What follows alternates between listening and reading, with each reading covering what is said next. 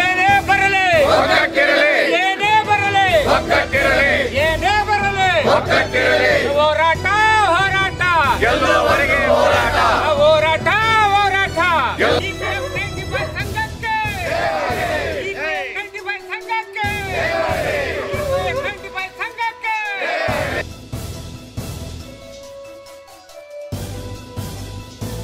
ಹೆಸರು ಜಯಶಂಕರ್ ರೆಡ್ಡಿ ಅಂತ. ನಾನು EPF 95 ಇದರಲ್ಲಿ ಅಧ್ಯಕ್ಷರ ಸ್ಥಾನ ಕೊಟ್ಟಿದ್ದಾರೆ ನಮ್ಮ ಕಮಿಟಿನವರೆಲ್ಲ ಸೇರಿ. ಆ ಅಧ್ಯಕ್ಷರ ಸ್ಥಾನನ ನಾನು ಅಧ್ಯಕ್ಷರು ಇದಿಲ್ದಿರ ನಾನು ಸೇವಕನಾಗಿ ಕೆಲಸ ಮಾಡ್ತಾ ಇದ್ದೀನಿ. ಆ ಸೇವಕ ಮಾಡಿದ್ರೇ ಅದು ಹಿತ ಜಾಸ್ತಿ ಇರೋದು. ಅಧ್ಯಕ್ಷರ ಸ್ಥಾನಕ್ಕೆ ಅದು ಮಾಡಿದ್ರೆ ಅದೇನು ಅಂತ ಇದಿರಲ್ಲ. ಸೇವಕನಾಗಿ ಮಾಡಿದ್ರೇ ಎಲ್ಲ ಇದರಲ್ಲೂ ರಂಗದಲ್ಲಿ ಗೊತ್ತಾಗೋದು. ಅದರಿಂದ ನಾವು EPF 95 ತುಂಬ ಹೋರಾಟ ಮಾಡ್ತಾ ಇದ್ದೀವಿ. ಯಾಕಿದು ಕೇಂದ್ರ ಸರ್ಕಾರದಲ್ಲಿ ಇದುವರೆಗೂ ನಮ್ಮ ಎಷ್ಟು ಸಾರಿ ಹೋಗಿದ್ವಿ, ಡೆಲ್ಲಿಗೆಲ್ಲ ಹೋಗಿ ಮನವಿಯೆಲ್ಲ ಕೊಟ್ಟಿದ್ವಿ. ನಮ್ಮ ಕರ್ನಾಟಕದ ಎಲ್ಲ MP ಗಳ ಮನೆಗೂ 5 ಸಾರಿವರೆಗೂ ಹೋಗಿ ಎಲ್ಲ ಇದು ಕೊಟ್ಟಿದ್ವಿ. ಯಾರು ನಮ್ಮ ಬಗ್ಗೆ ನೋಡೋದೇ ಇಲ್ಲ. ಯಾಕಂದರೆ ನಾವು ರಿಟೈರ್ಡ್ ಆಗಿದ್ದೀವಿ. ರಿಟೈರ್ಡ್ ಆಗಿರೋರಿಗೆ ಏನು ಜವಾಬ್ದಾರಿನೇನಲ್ಲ. ಇರೋರಿಗೆ ಕಾರ್ಮಿಕರಿಗೆ ಗೋಳು ಇಕ್ಕೊಂಡು ಏನೋ ಕೆಲಸಗಳು ಮಾಡಿಸ್ತಾ ಇದ್ದಾರೆ ಈ ಇದರಲ್ಲಿ ನಮ್ಮ ಗೌರ್ಮೆಂಟ್ ವಿಂಗ್ನಲ್ಲಿ. ಪ್ರೈವೇಟ್ನವರು ಅವ್ರ ಮಾಮೂಲು ಯಾವಾಗ ಇರುತ್ತೆ. ನಮ್ಮ ಗೌರ್ಮೆಂಟ್ ಕಾರ್ಮಿಕರಿಗೆ ನಮ್ಮ ಅಧಿಕಾರಿಗಳಿಗೆ ಅವ್ರಿಗೆ ಒಳ್ಳೆಯ ಹಿತ ದೃಷ್ಟಿಯಿಂದ ಮಾತಾಡಿಸೋದು ಅದೆಲ್ಲ ಏನೂ ಇರಲ್ಲ.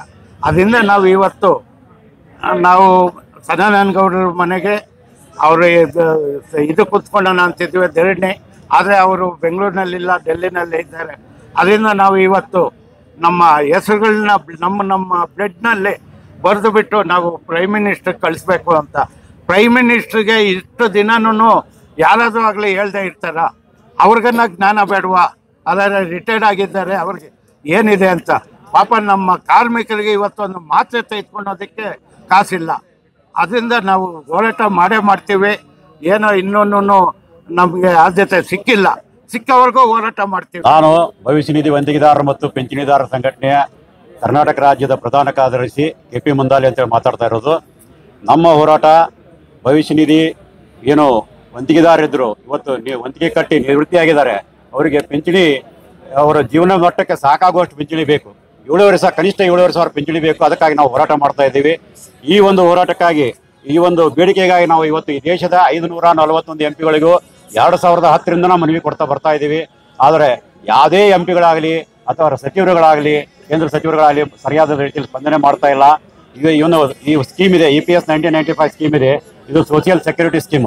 ಸೋಷಿಯಲ್ ಸೆಕ್ಯೂರಿಟಿ ಸ್ಕೀಮ್ ಏನು? ಸೋಷಿಯಲ್ ಸೆಕ್ಯೂರಿಟಿ ಅಂದರೆ ಸಾಮಾಜಿಕ ಭದ್ರತೆ. ಈ ಸಾಮಾಜಿಕ ಭದ್ರತೆ ಪ್ರತಿಯೊಬ್ಬ ಪಿಂಚಣಿದಾರರಿಗೂ ಕಟ್ಟ ಕಡೆಯ ವ್ಯಕ್ತಿಗೂ ಸಿಗುವಂತಾಗಬೇಕು. ಅದು ನಮ್ಮ ಬಯಕೆ. ಅದಕ್ಕಾಗಿ ನಾವು ಹೋರಾಟ ಮಾಡ್ತಾ ಇದ್ದೀವಿ. ಇವತ್ತು ತುತ್ತುಕುಳಿಗಾಗಿ ಅನೇಕ ಪಿಂಚಣಿದಾರರು ಪರದಾಡ್ತಾ ಇದ್ದಾರೆ. ಮಕ್ಕಳು ಮನೆಯಿಂದ ಹೊರಗೆ ಹಾಕಿದ್ದಾರೆ. ಅಂಥವ್ರ ಪರಿಸ್ಥಿತಿಯನ್ನು ಮನಗಂಡು ನಾವು ಇವತ್ತು ನಮ್ಮ ಈ ಹೋರಾಟವನ್ನು ಮಾಡ್ತಾ ಇದ್ದೀವಿ. ಈ ಸಾಕಷ್ಟು ಸಲ ಮನವಿ ಕೊಟ್ಟು ಇದನ್ನು ಮಾಡಿದ್ರು ಕೂಡ ಯಾರೂ ಸರಿಯಾದ ಸ್ಪಂದನೆ ಮಾಡದೇ ಇರೋ ಕಾರಣ ಇವತ್ತು ನಾವು ಪ್ರಧಾನಮಂತ್ರಿಗಳಿಗೆ ರಕ್ತದಲ್ಲಿ ಸಹಿ ಮಾಡಿಬಿಟ್ಟು ಮನವಿಯನ್ನು ಅರ್ಪಣೆ ಮಾಡ್ತಾ ಇದ್ದೀವಿ. ಆ ಕಾರ್ಯಕ್ರಮ ಹಾಕೊಂಡಿದ್ದೀವಿ. ಈ ಹಿಂದೆ ನಿವೃತ್ತ ಕಾರ್ಮಿಕರ ಸಂಘದ ಅಧ್ಯಕ್ಷ ನಾನು ವೆಂಕಟಪ್ಪ. ನಾನು ನಿಮ್ಮ ಮಾಧ್ಯಮದವ್ರ ಮುಂದೆ ಕೇಳೋದಷ್ಟೇ. ಈಗ ನಮ್ಮ ಹಿರಿಯವರು ಎಲ್ಲ ವಿಷಯನೂ ಕೂಲಂಕಷವಾಗಿ ಹೇಳಿದ್ದಾರೆ. ನಮ್ಮ ಬೇಡಿಕೆ ಏನು ದೊಡ್ಡದಲ್ಲ ಸರ್ಕಾರಕ್ಕೆ, ಇಡೀ ಕೇಂದ್ರ ಸರ್ಕಾರಕ್ಕೆ ನಮ್ಮ ಬೇಡಿಕೆ ಯಾವ್ಯಾವುದು ಅಲ್ಲ. ನಾವು ವಯಸ್ಸಾದಂತ ಮುದುಕರು, ನಾವು ಈ ದೇಶಕ್ಕೆ ಹೊರೆ ಅನ್ಸಿದ್ರೆ ಬೇಡ, ಕೊಡಬೇಡಿ ನೀವು. ಈ ದೇಶಕ್ಕೆ 60 ಲಕ್ಷ ಜನ ಇವತ್ತು ಏನು ಹಿರಿಯ ನಾಗರಿಕರು ಅಂತ ನಾವು ಇದ್ದೀವಿ. ನಿಮ್ಗೇನಾದ್ರೂ ಈ ದೇಶದ ಮುದುಕರನ್ನ ಸಾಕಕ್ಕೆ ಆಗಲ್ಲ, ಹೊರೆ ಆಗಿದೆ ಅಂದ್ಬಿಟ್ರೆ ಹೇಳ್ಬಿಡಿ. ನಾವು ಯಾವ್ದಾದ್ರು ಅರಬ್ಬಿ ಸಮುದ್ರಕ್ಕೆ ಹೋಗಿ ಮುಳುಗಿ ಸತ್ತು ಹೋಗ್ಬಿಡ್ತೀವಿ ನಾವು. ಫೈನಲ್ ಇದು. ಯಾಕೆಂದ್ರೆ ನಾವು 10 ವರ್ಷದಿಂದ ಹೋರಾಟ ಮಾಡ್ಕೊಂಬಂದು ಇವತ್ತು ನೀವು ಯಾವುದೇ ತರವಾದ ಮನವಿಯನ್ನ ಈ ಅಸಹಾಯಕರ ಮನವಿಯನ್ನ ನೀವು ಕೇಳಿಸ್ಕೊಳ್ಳಕ್ಕೆ ರೆಡಿ ಇಲ್ಲ ಅಂದ್ರೆ ನಾವು ಇನ್ನೇನು ಈ ದೇಶದ ಇಡೀ ಪ್ರಪಂಚಕ್ಕೆ ನೀವು ನ್ಯಾಯ ಒದಗಿಸಕ್ ಹೋಗ್ತೀರಾ?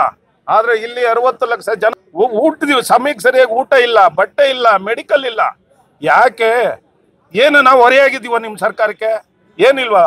ದಯಮಾಡಿ ನೀವು ಏನು ಇವತ್ತು ಬಡ್ಜೆಟ್ ಮಾಡಿ ಈ ದೇಶದ ಬಡ್ಜೆಟ್ ನೀವು ಮಾಡಕ್ ಹೋಗ್ತೀರಾ, ಅದ್ರೊಳಗಾಗಿ ಈ ಮುದುಕರಿಗೆ, ಈ ವಯಸ್ಸಾದಂತ ವ್ಯಕ್ತಿಗಳಿಗೆ ದಯಮಾಡಿ ನೀವೇನಾದ್ರು ಪಿಂಚಣಿನ ಹೆಚ್ಚಳ ಮಾಡಿ ಅಂತ ನಮ್ಮ ಎಲ್ಲ ದೇಶದ ಪಿಂಚಣಿದಾರರ ಪರವಾಗಿ ಕೇಂದ್ರ ಸರ್ಕಾರಕ್ಕೆ ಕೈ ಮುಗಿದು ನಾವು ಕೇಳ್ಕೊಂತೀವಿ. ನಮ್ಮ ಮನವಿ ಅಷ್ಟೇ. ನಾನು ಡಯಾಬಿಟಿಕ್ ಪೆನ್ಷನ್ ತಗೊಳ್ಳೋ 2000 ರೂಪಾಯಿ ಪೆನ್ಷನ್ ಒಂದು ಎಲ್ಲಾರ್ಗು ಕಾರ್ಡ್ಗಳು ಅವು ಇವು ಎಲ್ಲ ಕೊಡ್ತಾರೆ. ಆದ್ರೆ ನಮ್ಮನ್ನ ಯಾಕೆ ಹಿರಿಯ ನಾಗರಿಕರು ಅಂತ ನಮ್ಮನ್ನ ಪರಿಗಣಿಸಿಲ್ಲ? ಇದಕ್ಕೋಸ್ಕರ ಒಂದು ಕಾನೂನಾರು ಚೇಂಜ್ ಮಾಡ್ರಿ. ಫಾರಿನ್ಗಳಲ್ಲೆಲ್ಲ ಹೇಳ್ತಾರೆ ಮುದುಕರು ಅಂದ್ರೆ ಅವರು ದೇವ್ರಂತವ್ರು, ಅಂತವ್ರಿಗೆ ಮಾನ್ಯತೆ ಕೊಡಿ, ದೇವ್ರ ಸಮಾನ ಬೋರ್ಡ್ಗಳು ಹಾಕಿರ್ತಾರೆ BTS ಬಸ್ ಅಲ್ಲೆಲ್ಲ, ವೃದ್ಧರಿಗೆ ಸಹಾಯ ಮಾಡಿ ಅಂತ. ಯಾಕೆ ನೀವು ನಮಗೆ ಸಹಾಯ ಮಾಡಕ್ಕೆ ಯಾವುದೇ ಸರ್ಕಾರ ಇಲ್ಲಿ ಅವ್ರಿಗೆ ಕೈ ಮುಗಿದು ನಾವು ಕೇಳ್ಕೊತಾ ಇದೀವಿ. ಇನ್ನು ನೀವು ನಮ್ಮ ಜ್ಯೇಷ್ಠ ವಾಹಿನಿಯನ್ನು ಸಬ್ಸ್ಕ್ರೈಬ್ ಮಾಡಿಲ್ಲವೇ? ಹಾಗಾದರೆ ಸಬ್ಸ್ಕ್ರೈಬ್ ಮಾಡಿ, ಬೆಲ್ ಬಟನ್ ಅನ್ನು ಒತ್ತಿ.